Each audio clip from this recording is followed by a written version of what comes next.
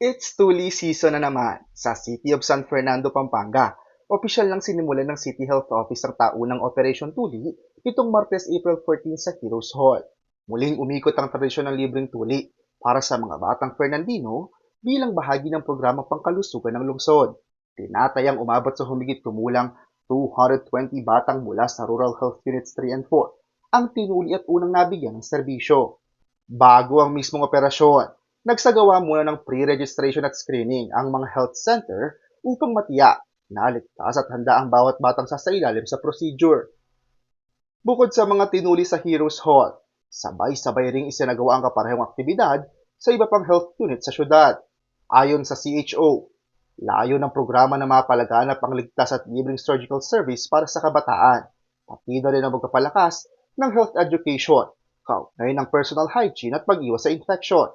Hinimok naman ng pamahalaang lungsod ang mga magulang na samantalahin ang programang ito ng lokal na pamahalaan na anilay malaking tulong para sa kalusugan ng mga batang lalaki sa lugar.